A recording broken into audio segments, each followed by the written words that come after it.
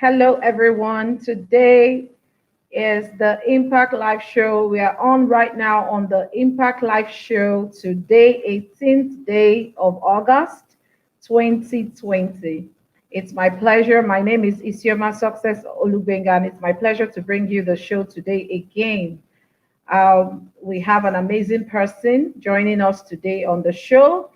But before I bring him up, I want you to remember that this show is about inspiring impact and helping you to do the things that you are to do in impact, spurring you up with grace and strength and courage to do the things that you were born to do. Today, we are going to be blessed and inspired by the story of Mr. Akinropo Akinola, one amazing, wonderful man that has literally, he has a story that everyone on the show will be glad that they hear or listen to today. I'm your host, Isioma Success Olubenga. And like I always say, everyday people can make impact every day.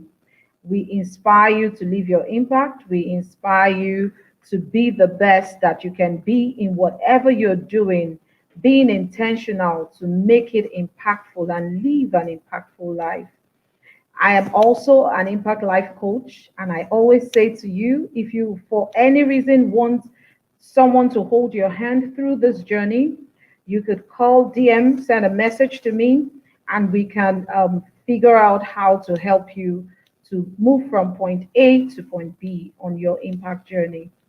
Again, like I said, we have an amazing guest today. I'm particularly excited to have him on the show today because his story is such an inspiring one. But before I bring him up, I will just read out his profile very quickly.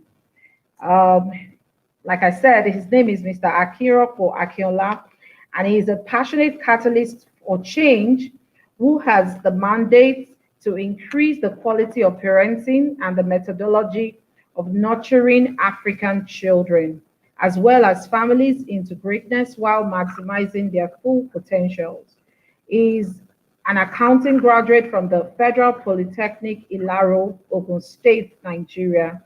He had a short stint in the banking industry from 2001 to 2005, and later started a private business majored in financial brokerage. He had been involved in youth counseling before, and he was called into the parenting ministry in 2011. He is the member of Nigeria Institute of Management (NIM). Uh, Akinropo Akinola has practicing certificates in NLP, public speaking, business consulting, childcare, parenting, and family advocacy, education, counseling, and Gen Z facilitator certification from Growing Leaders, Atlanta, USA. His track record on advocacy on parenting can be traced across sectors, following the need to consolidate diverse projects, efforts, and intervention within the parenting space. He is a consultant, speaker, trainer, parent coach, and also an experienced counselor. His work with several families and youth has earned him a respectable place within education and within society. He is the author of the fast-growing inspired work tool for fathers to raise real men in today's in today's boys. Daddy, where are you? Okay, in today. I think the name of the book is Boys, Daddy, Where Are You? His latest work tool or tool work for mothers, Mommy No Excuses, is a book that focuses on mothers to know and have the strategies in complementing and not competing with their husbands in parenting and family, the ways for them to stay full and free. He He is the founder and lead researcher at the Parenmark School of Parenting. I present to you our amazing guest for the day, Mr. Akinropo Akinola. It's a pleasure to meet you again, Mr. Akinropo. Good afternoon. It's a pleasure Yeah. for me to be here as well, to be on your show. Thank you, sir. Thank you so much. If you're joining us, please let us know, and we would make mention of you and just highlight the fact that we can see you. Also, we would want you to go to our YouTube page. If you are on YouTube, please look for us on YouTube, and we have that scrolling on this. You can watch us on YouTube. The link is scrolling on the screen right now, and you can also follow Mr. Akinropo. We'll let you know as we continue in this interview today. If you have a question for Mr. Akinropo, you can drop it in the comment section. We know that a lot of people are going to watch this show even after now. So you can follow Mr. Akinropo's work. But today, like I said, today we're going to have a wonderful time in the studio today with Mr. Akinropo. So get to it, as we always say on the show. Mr. Akinropo, I want you to tell our viewers today, who is Mr. Akinropo? Who is this man? Who is this phenomenal man that Isioma is talking about? What do you do? Tell us, what's your backstory? What have you been doing? How did you begin life?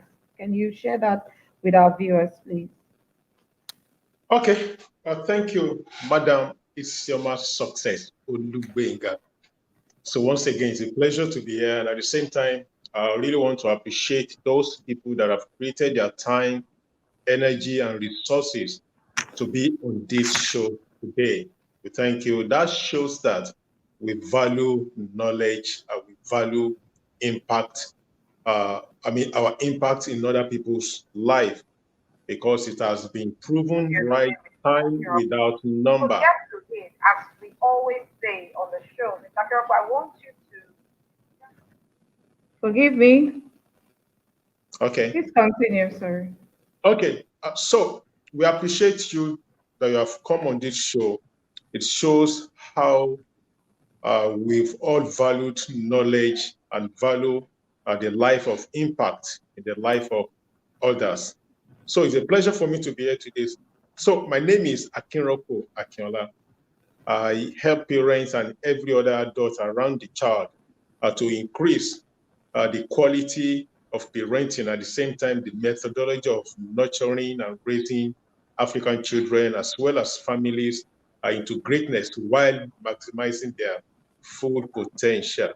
So a few of my background, well, I have a kind of not too palatable background. A lot of things, troubled childhood, we just rough everything through to adulthood, and we thought that we could just do the way we were raised, we just that we could start to raise kids like that. But alas, I was wrong. So 5 years down the line that I got married in 2003, November 2003. I began to raise my kids in ignorance. I began to do almost everything in ignorance then. I couldn't really handle successfully the first money I made in my life, the first success I experienced, because of my inability the inability to have the wherewithal, to sustain success you have. I didn't know what went wrong at that particular time until about 6 years ago that I stumbled on one research by one of my teachers in Israel. He's a professor. For long, he's dedicated to childhood, is dedicated to, human behavior. And the man came up in one of his theses. He said, one of the key indicators for someone to handle successfully at 33 is for that person to have grown up with self-discipline, the value of self-discipline, the value of self-restraint at age 12 to age 13. So if you are not able to grow with the value of self-discipline at age 12 or 13, there is likelihood that you will not be able to handle success, your first success at 33 successfully. You won't be able to create wealth out of that success. So it was Please, when can I you stumbled. retract? Can you say that again? I didn't get that. I didn't quite get that. You said something Okay, about. okay. What I said is simple. I said I started my life in ignorance. Yeah, no, I heard Studied, that. I'm you heard sorry. it, I'm sorry, sir.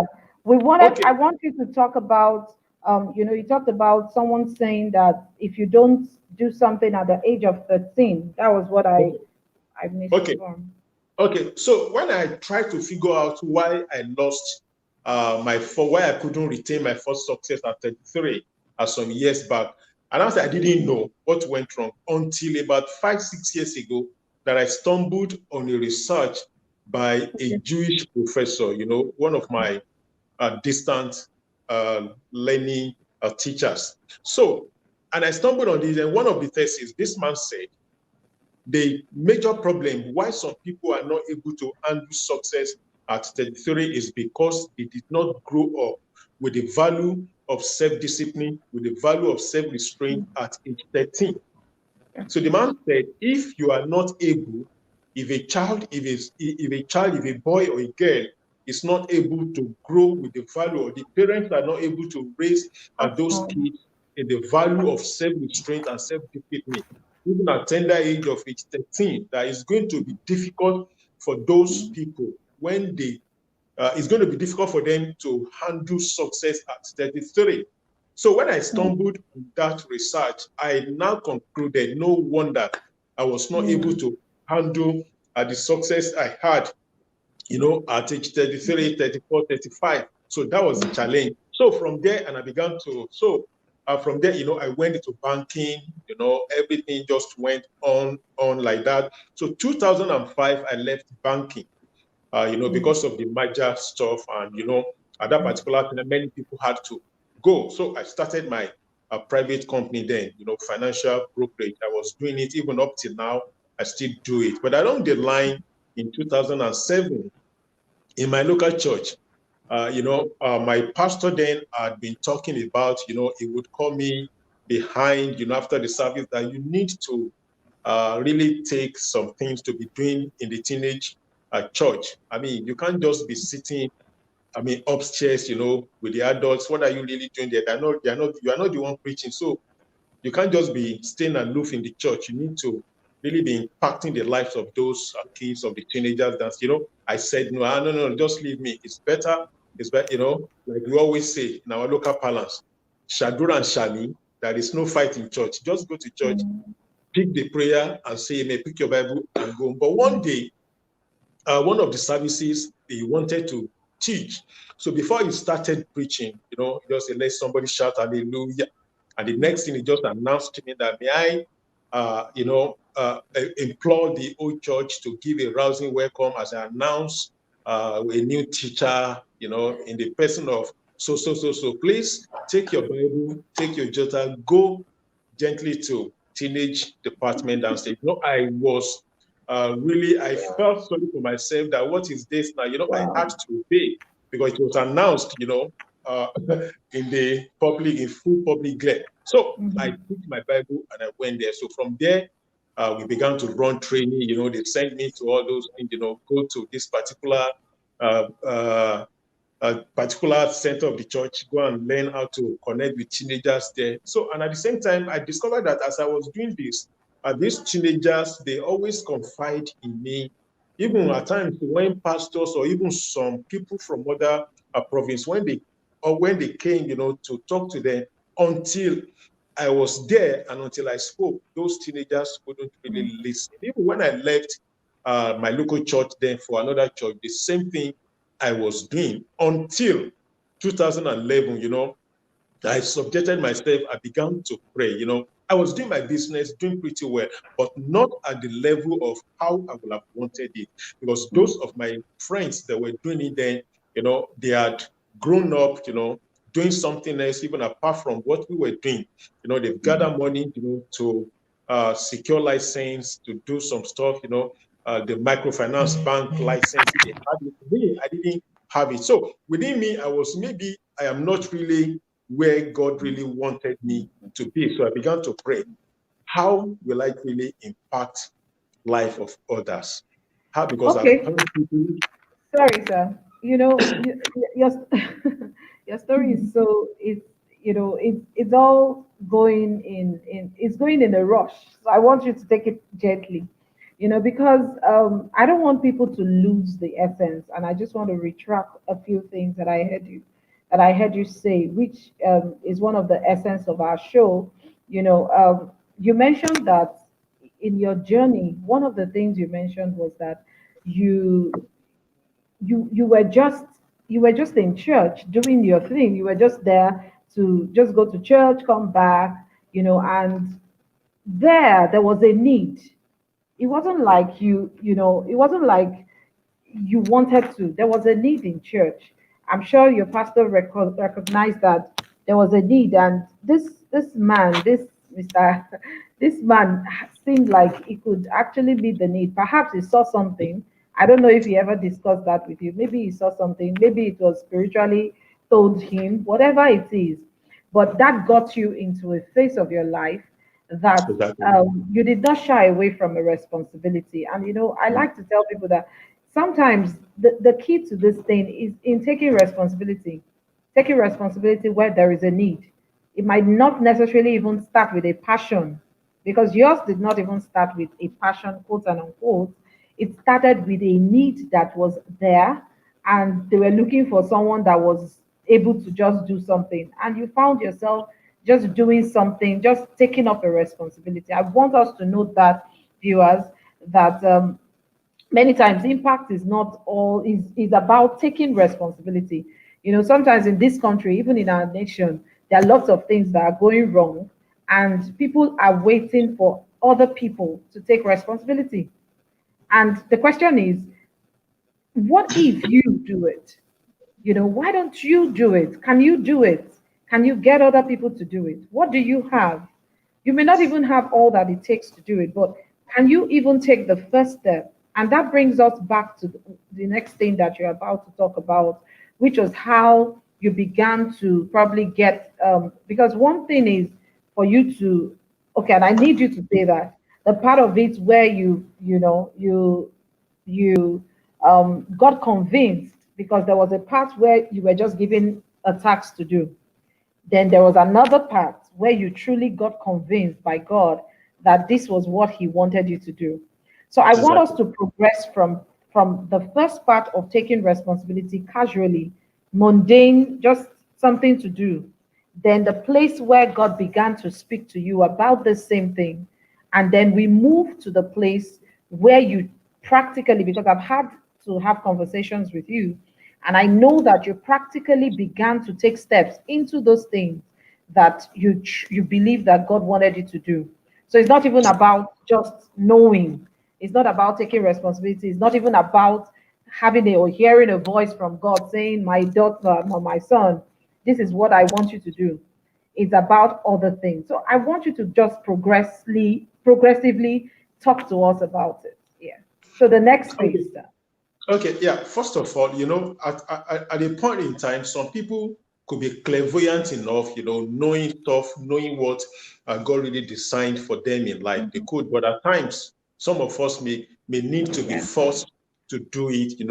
We may be bullied into do Like it. they bullied you to do it. I think it was a Exactly, bully. They bullied exactly. you. But but along the line, because you have that thing working around you, there is a deposit of grace for you to Mm, work in that. And so by the time you begin to, take that responsibility, those people around you that feel your impact, they begin mm, to, they begin to gravitate towards you, towards what you do, mm. towards what you do, such that almost every morning, even before the church started then, they will always run after me, uncle, uncle, uncle, guys, let's go gently. Okay. Immediately after the church, we can discuss whatever we want to discuss. And immediately after the church, we began to discuss. So from there, I began to think that thing, within me that, oh, does it really mean I'm actually made for these guys? So how come Mm, they always followed me anywhere I go. So even when I left that church as well for another church,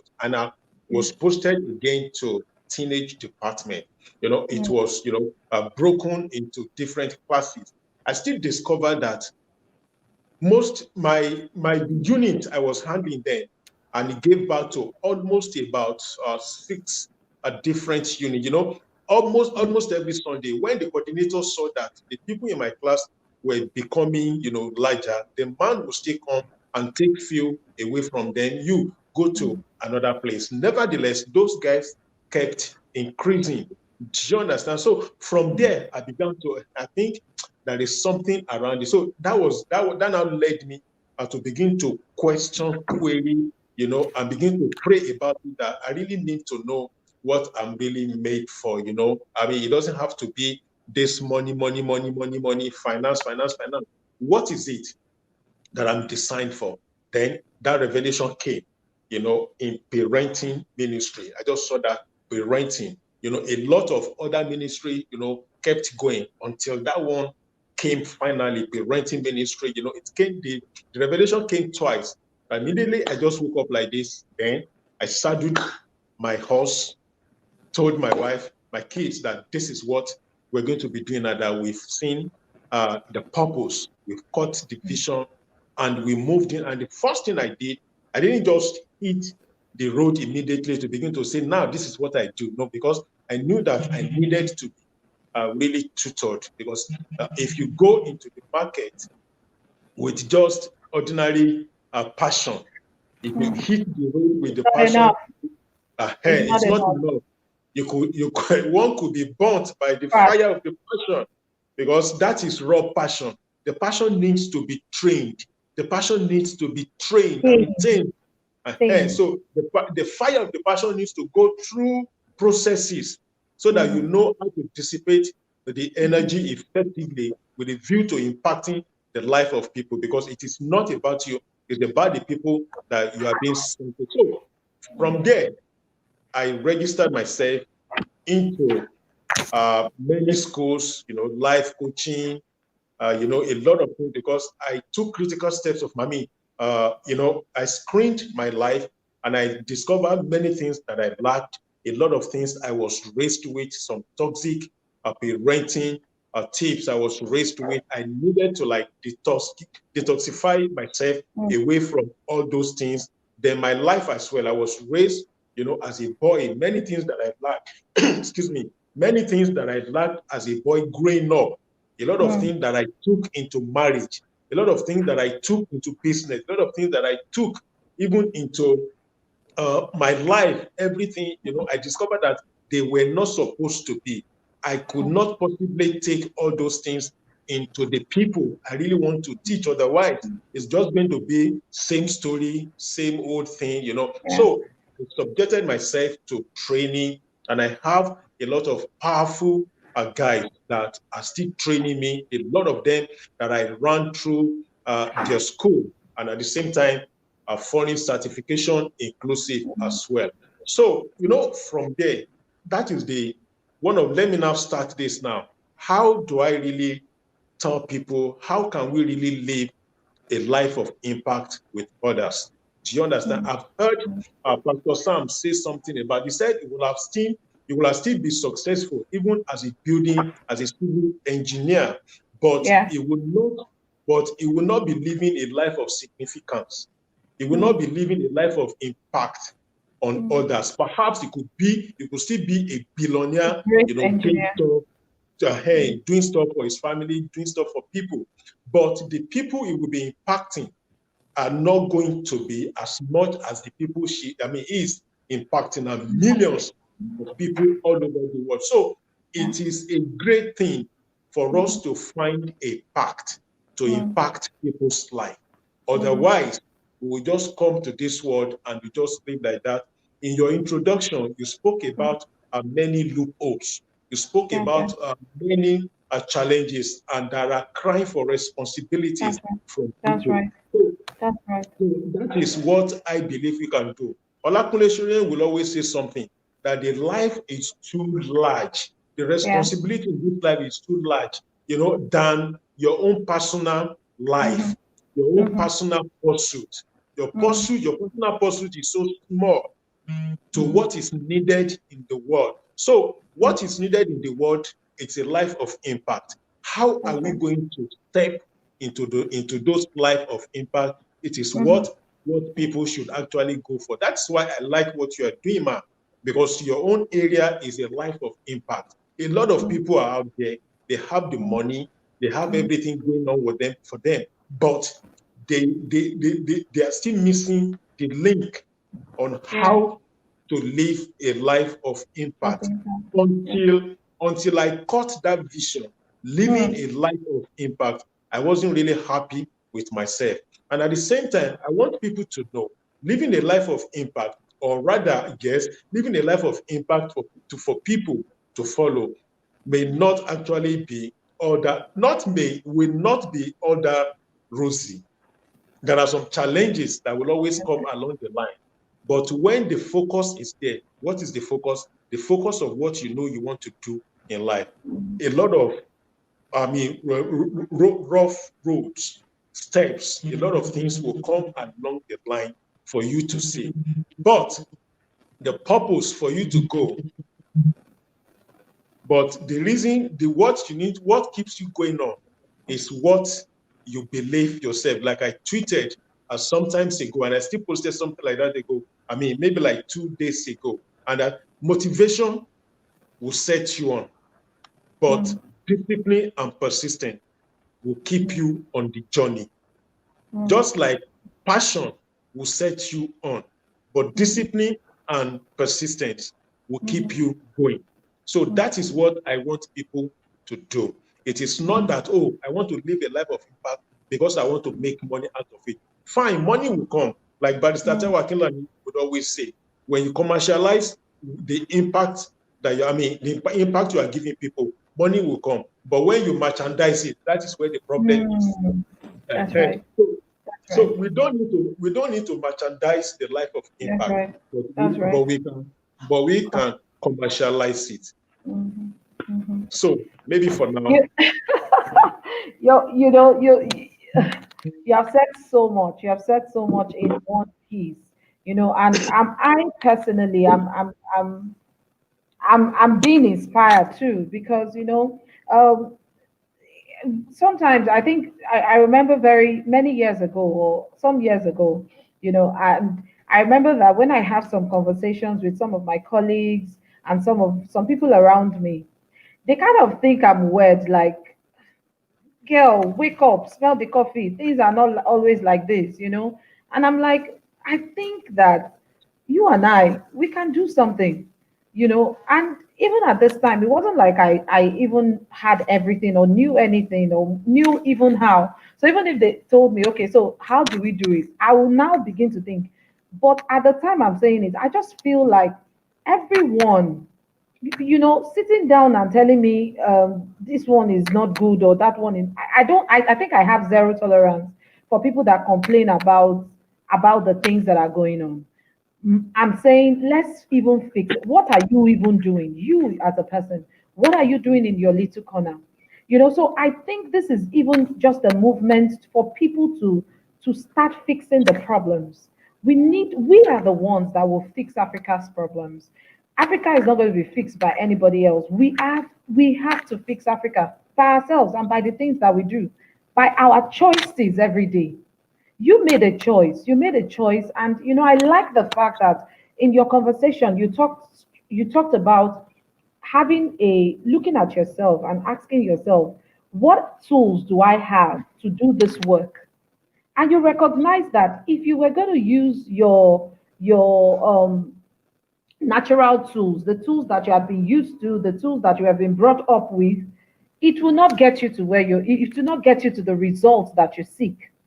And I like the fact, because I also believe that just like you said, the family is a huge engine room for the society, and it drives us. One of the things I have personally experienced in parenting is that parenting drives you to self-development. Parenting drives you. If you're truly serious about parenting, you recognize that you cannot live double-faced. You cannot. So it drives you. And I like that you mentioned it, that you looked at this, you recognize that you were not leading your children the way you should lead them. And you needed to go out to get skills. You needed to be trained. And I'm sure, I would let you say that, but I know that your families are the first beneficiaries because charity begins at home. This thing will rub off on your children first, then it begins to rub off on everybody outside. Yeah. I'm of that opinion that if you don't, and I know there's a there's someone that had said it before, that if whatever you're selling is not working for you, don't export it.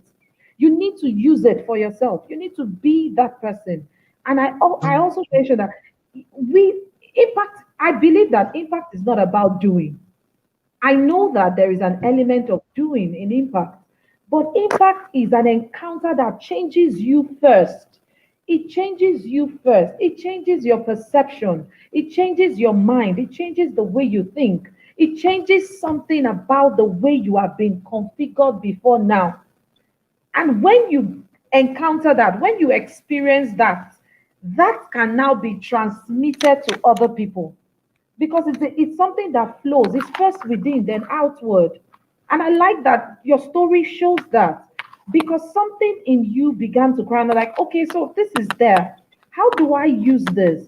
How does this become a reality in the life of these young people? I want you to talk a little about the fact that, you said something about the little boys coming to meet you, the young guys coming to meet you and like, uncle this and uncle that. And they start sharing things with you that they probably cannot share with their parents. How did that come across to you? How did that help you?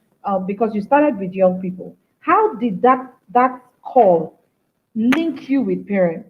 Because I'm sure there's something we call in social development. We call root cause analysis. And I think everybody also know in business. So you go back to the roots.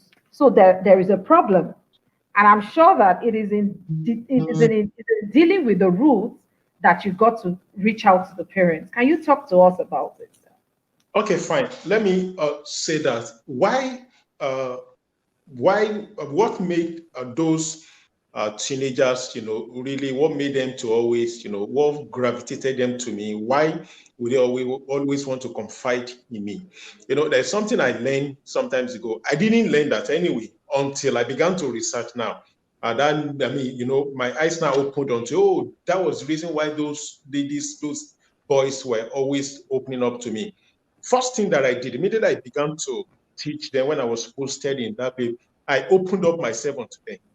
Hmm. I opened up because at that particular time that I was talking about, I told my pastor, I said, Pastor, this is what I still do in my closet. So I don't think I'm fit enough to take this guy. My pastor said, don't worry. I know you are not yet a full-fledged, worker, but just go. So immediately I went to those guys. I began to tell, I always let them know, guys, this is me. We are together. I'm not a pastor here. I am not a pastor. So as we go to parties, I hope you guys know, in case you see me on the street or you see me in a joint, so that you won't say, look at our pastor. So when you say, I'm not a pastor. So first of all, I told them I am not a pastor, but this is me and you. I am posted here, and I think that I'm older than you, and I believe that we can actually do stuff together. You can open. So from there, the following day they began to meet me. The first one that came to meet me, was a girl of 16 years old then. She just told me that, Uncle, there's something I want to tell you. Yesterday, even though you've always told us, not to give in to the boys, blah, blah, blah, but something happened yesterday. I lost my virginity.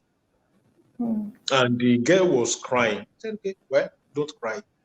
There's nothing you can do. You can't really undo it. It's been done. But let us start afresh. What can we do to stop further occurrence? So from there, and I told her that I hope you are okay if I divulge this information to the pastor. As she hesitated initially, but later the following day, she just told me that, Uncle, don't worry, this is what we're going to do. I'm going to call my mom. I've told my mom, but I've not told my dad. I told my mom that I've already told you. Oh, that's fine. So from there, we called the mom and the pastor. We sat together. This is what this lady said she has done. So what can we do to really help the girl? And from there, we began to, the girl was, transferred to another province for counseling. And the girl got herself back, got the salvation back again, regardless of the problem. So first thing that I believe that we can do is, first of all, to open up ourselves. So that is what I tell parents. When we gather parents, in our school of parenting, the first thing I told them is open yourself to your children. What are those mistakes that you grew up with? What are those mistakes that you did, that you fell into?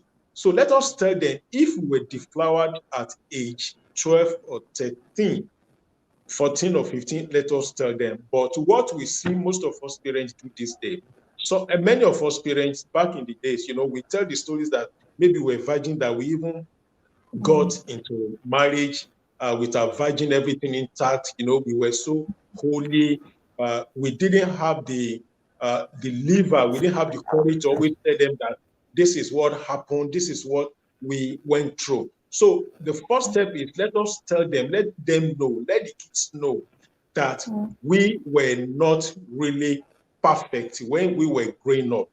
And until we begin to do that, it will be difficult for our kids and for every other teenager around us to really open up onto us.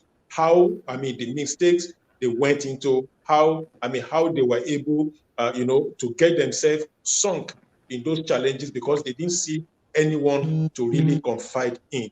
Now, we're not talking about, let's talk about the life of impact, even in the kids. It is not so late and it is not too early to begin to tell them that they should live a life of impact. At the backstage, the other time I was discussing about, each time I have the opportunity to speak on a national issue, like, because there's no way we'll be talking about parenting, we'll be talking about it won't really funnel down to the national issue, because like I said the other time, parenting is the production factory of the society. Every leader that we see today, at one time or the other, being a child in a different home where they were. So when we were growing up, we were so much well alive in 1983, during the Second Republic, during the election, before Buhari came on board. And I remember my dad, my uncle, and every other father, mother around us then, they were causing Shagari, that they were the one that did this. What is the problem? Did this country, blah, blah, blah, the way we are doing now. So I was looking at them. So Nigeria is not good. Nigeria is not good. What can we do? 40 years down the line, 38 years down the line, we are still complaining. And I did say, I have stopped complaining. What I've done in my family is simple. The sphere of influence, about 7 ahead, we shared it. And we try, I give it to my children, the two of them, that where do you think you can function? Where do you think your calling lies? What do you think? When something is not right, what can you do? That is what I tell them. I don't complain. Over the weekend, me and my daughter traveled to, Osun State, en route Oyo State. Lagos to Ibadan took us about 4 hours.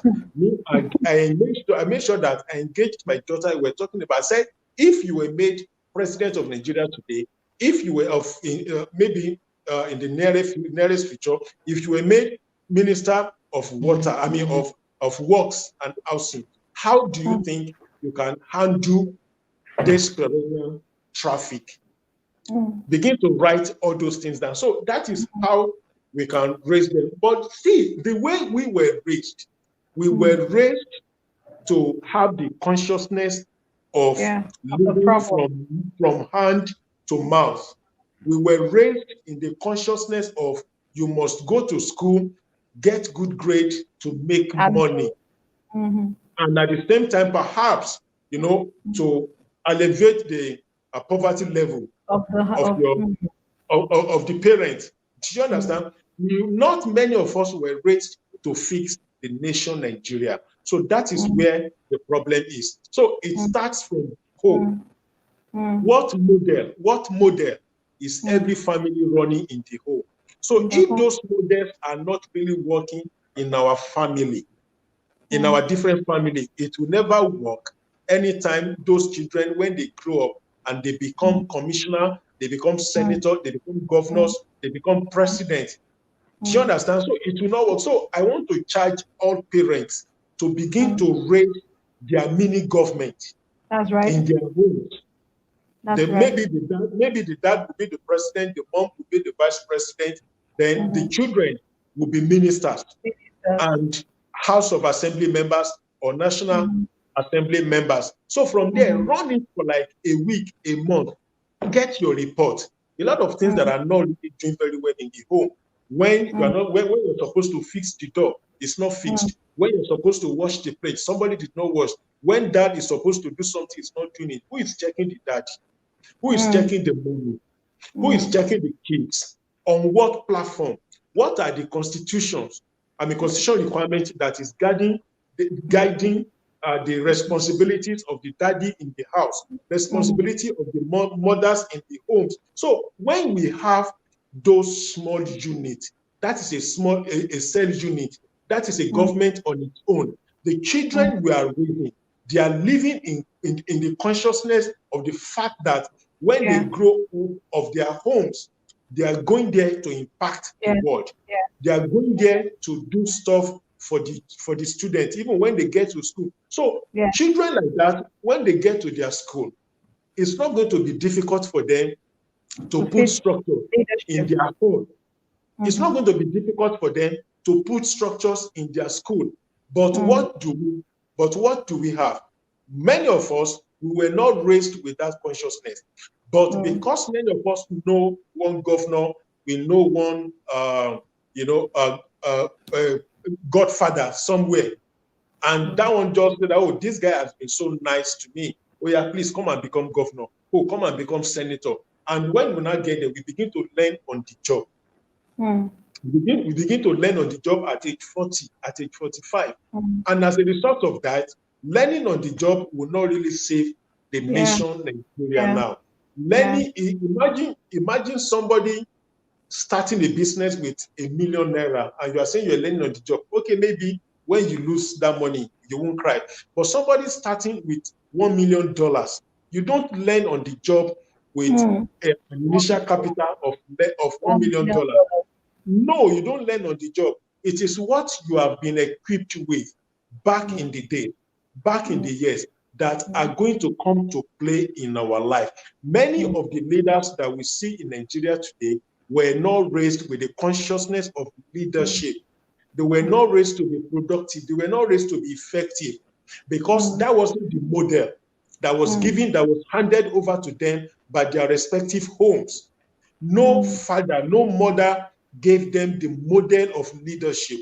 The only model they gave them is the model just for them to be okay, a model for them just to go to school, get a good grades, model that is just good enough to rise along with the world system. The world system prepares you, go to school, primary six, get to secondary school, from secondary school, go to university, from university, get your work. After your work, then wait for retirement. Do you understand? Then after retirement, you go. But there is a caveat emptor here, ma. What that caveat emptor that I want all parents to really watch out for is this. Now, we have two generations now. One generation that most of us that are in active parenting today, we were built and made and structured and raised for industrial revolution. Do you understand? Because most of us because we are either generation X or millennials. But now, the Gen Z that we have now, they are not made for industrial revolution. The generation of kids, of teenagers that we have now, they are the most resourceful generation any world could ever boast of. They are more problem-solving oriented than any generations before them. Take any child of 12, of 13 years old, take them, give them a model that this is what I want you to do. You will be shocked. Those guys will provide solution for That's right.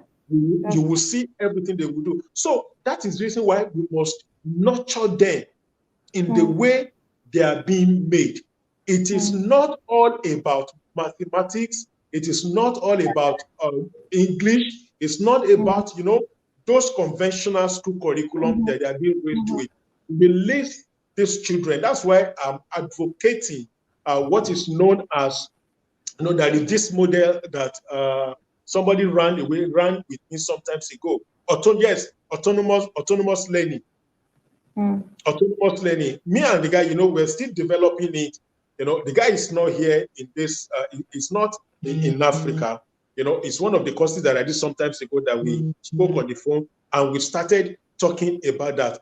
The man said, what is going to be really readily available that can really structure the kids that we have now, the teenagers that we have now, is autonomous learning. Why autonomous learning?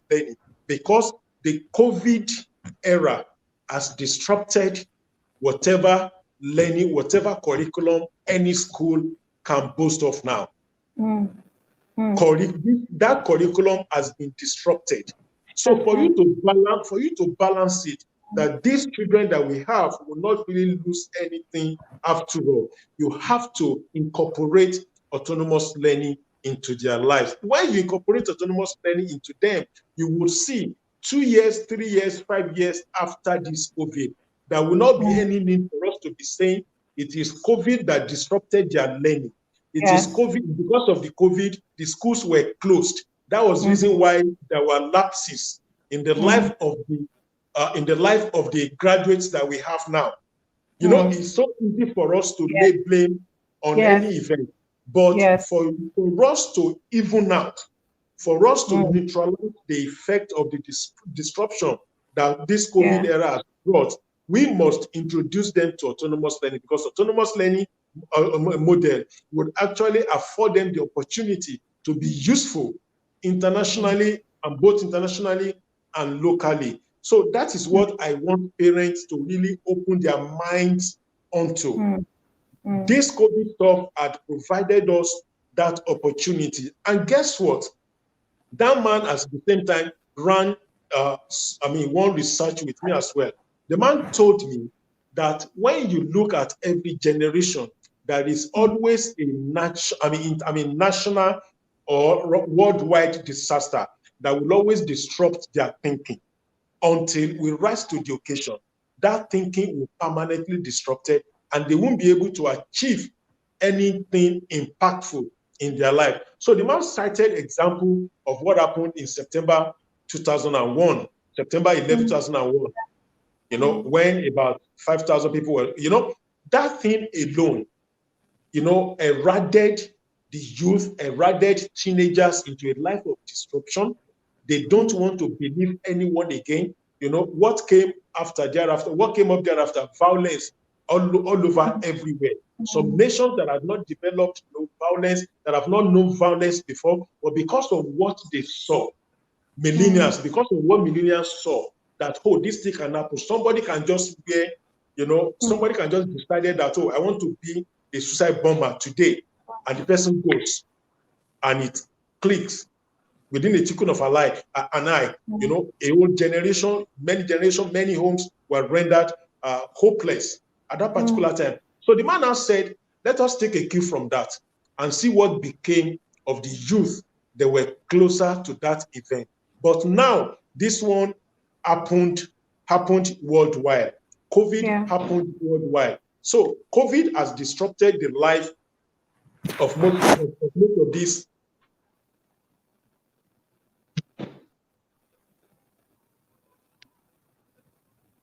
Oh, I'm sorry. Okay, now, so the same way COVID had disrupted the life of these kids now, of the teenagers, what can we do to safeguard them?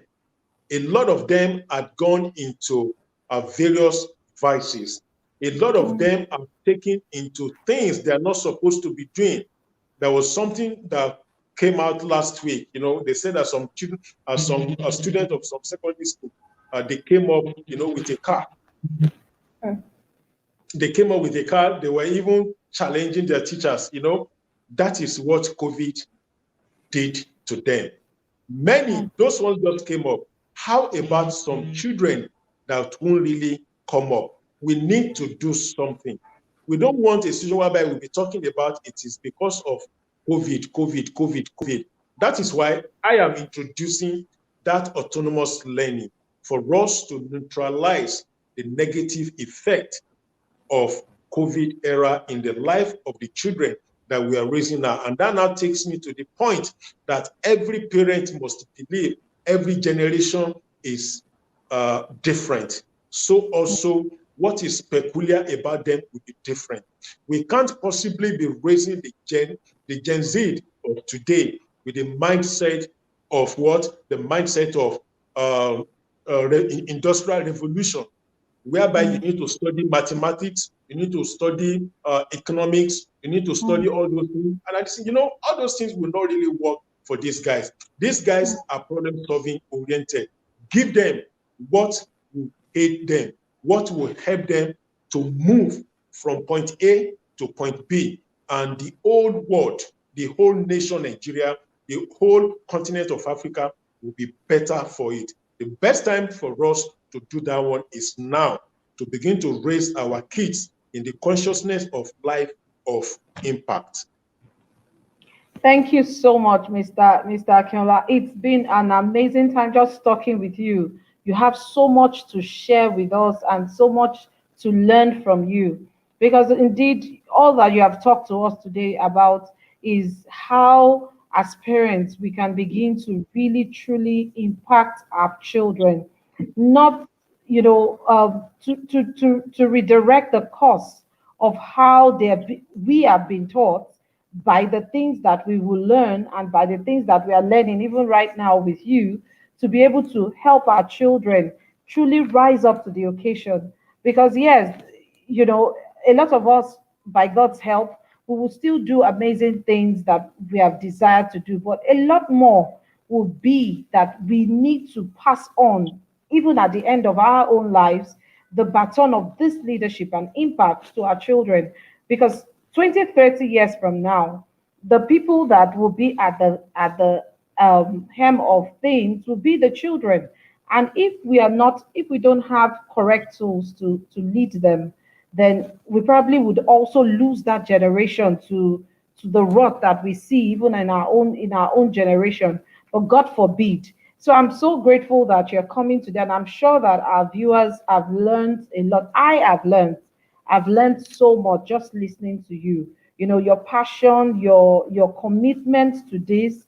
And I know that you still run your business, but I want you to talk to that person. There's a way that people generally, even in our society, you've talked about people wanting their children to study and become XYZ.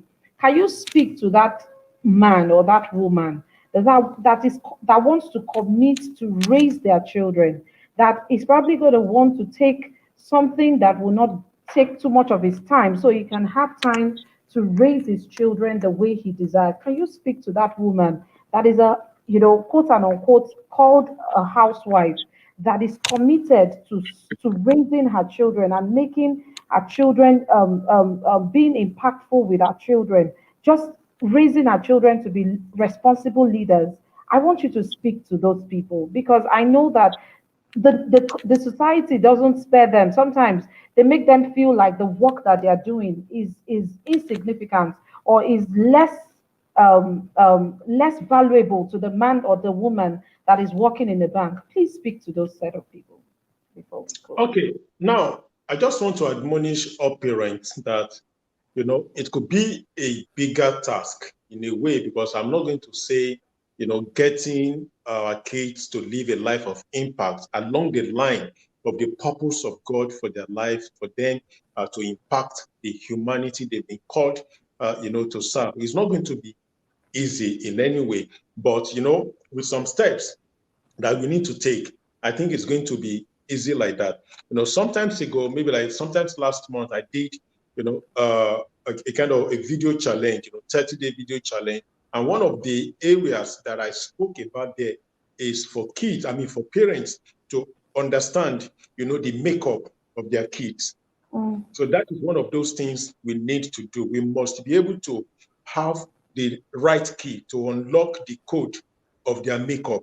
Otherwise, we will really be, we will mislead them. Look at the phone that I'm using now, and the gadget that I'm using. I'm sure by the time you got those gadgets, it came with the manual, and you went through the manual. I went through the manual of this phone before I began to use it. If I had not done that, I will misapply the button, and at the same time, I will misuse the device. So what that means is maybe like a month or maybe like 1 week or 2 weeks after I've gotten the phone will be spoiled because I've misapplied the buttons on that place. The device have become, so useless. So the same way I see many of the parents do now, we just give birth to these kids and we don't really want to understudy them to know their makeup. What is it that fits this guy? How can I really add to what the school is doing? And that's what I tell parents that wanting to know the makeup of our kids, wanting to know their talent, their gift in life, it may just not be on the surface. It's just like when you have like Easter eggs in a basket. Some really shows up more than themselves. But the ones that are under, that doesn't mean that those ones too, they don't have any value. So the fact that the one on top, so most of us parents, we focus on the one on top. How do we relate the one on top to what we see now? The one on top, what we see now about the Easter egg is what most of us parents see now about what our kids do. When we see some kids that can mime music very well, when we see some kids, that are so much excellent in their curriculum, in the mathematics, English, English literature, social studies, all those things, and they begin to come first. They're excellent in that place, at the end of the school debate, those stuff, the end of the year, they come home with about 8-7 different awards. Do you understand? Most parents that find their children or that their children are in that line, some of those things that are just ordinary, small screen, we can't even see beyond. The next thing some parents do in that regard, they just relax their mind. Oh, this guy is very, very, very, very brilliant. Hello, parents. That is just the surface of what you are seeing. Have you taken your time to look underneath the basket of the Easter egg? Can you really find any other useful tips? Can you find any other talent that this child has beyond those academic excellence, beyond those football that the guy can play, beyond the bicycle he can ride, beyond the speaking, prowess of the guy, of the child? So that is what I want to beg parents to do. Look inward. Try to get the code of that child. What fits in? What can he really do? What can she really do? I want to beg our parents, don't be somebody like us that they forced us to go and study accounting. and we struggled all through our 4 or 5 years in higher institutions. So we shouldn't really need to do that. Just try to see any other thing that these children can actually fit in. From there, you will know whether, in addition to them being academically sound, but that one is very, very sacrosanct. I won't take that one away from anybody. But study that Easter egg model and see all those things there. There are some that are just underneath. We call them hidden curriculum. We call them hidden curriculum. So for any parent to access the hidden curriculum of their kids, of their children, they need extra time. They need enough of energy, enthusiasm to be able to do that. And at the same time, they need enough of parenting education to do that. I won't deceive you. I'm still, even though I'm a parenting coach, I still research about my kids almost every other day. Every other day, they come up with something new, and I began to look critically into myself. Have I really done anything at all? Then I just see them, I sit with them, I try to watch out, what is it new that these guys have come up with? So every parent needs sound parenting education to be able to access the code for their kids. If you don't have the code for those children, it's going to be pretty difficult for you to know their makeup, and at the same time, we will erroneously, at the same time, mislead them into living a life, mislead them away from living a life of impact that has been designed for them by God. Thank you very much, Mr. Akinropo. Thank you so much. I just want to acknowledge, I see Njideka Raleke Obiora. Thank you so much for being on the show today. Thank you, Uncle Jimmy Peters. Thank you, sir. Thank you, Ajiboye Olawale. I see you. I see Titi Layo too. Thank you very much. I appreciate everyone. And for those that will watch this, the repeat of this program, thank you, because you are going to learn so much. Thank you. Thank you. Share the video with your friends. I want to, on behalf of our viewers and myself and the team, just to appreciate Mr. Akinropo. Thank you for, inspiring us so much today, and helping us to recognize how great the work that we do in parenting is, and how much we must seek to know our children and to help to model great parenting and great leadership with them, so that they can also become amazing leaders in the next couple of years. Thank you very much. Thank you. Like I said, and it's scrolling on the screen right now. You can follow Mr. Akinropo on at Parenting with Akinropo on Instagram. You can follow him. You can go ask questions there. Mr. GB Peter says, my take has always been that we should all stop the blame game.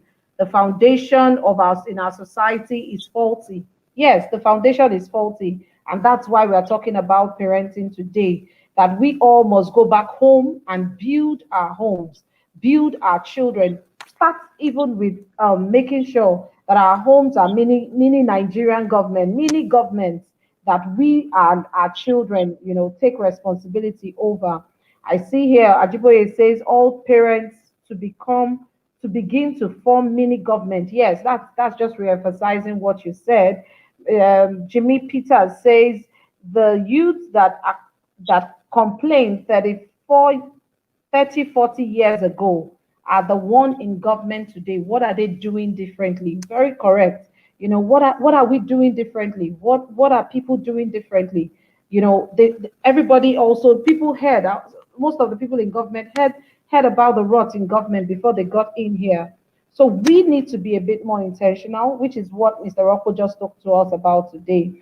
We need to live consciously. We need to recognize that everyday people can make impact every day. You can make impact on your street.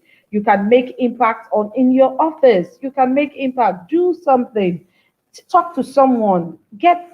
Come together with another person and do something impactful. It might just be very small in your eyes, but it goes a long way to inspire someone else and inspire someone else that inspires someone else.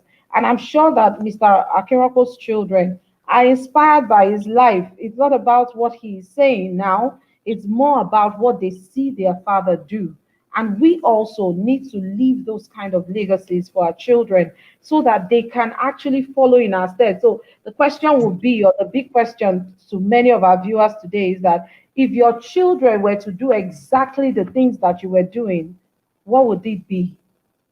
What would it be if they were to do exactly what you're doing at this time? If they were to replicate you, every single part of you, and the way your responsibility to things and to people, how would it be? Will it be something that you'll be proud of, or will it be something you will not be proud of? With that, I leave you for this week, and I say you join us again in our next season or our next episode next week, Tuesday. Remember that everyday people can make everyday impact, and you must leave your impact. It's our desire and our hope that as you watch these programs and as you listen to our viewers, you would be spurred up to leave your own impact. Thank you, sir. Again, Mr. Akinropo Akinola. Thank you. We love and appreciate what you do and celebrate your work. And we say thank you for coming. We hope that some other time when we have something, to do, maybe a series that has to do specifically on parenting, you would oblige us when we call on you. No, Thank no you problem. again. Thank you Thank very you. much. Thank you. It's been a wonderful time. I have learned and I have been inspired. Thank you so much. Well Thank you, done. ma'am. Yes, Thank ma'am. you, sir. All right, viewers. Until next time. Bye bye. Thank you.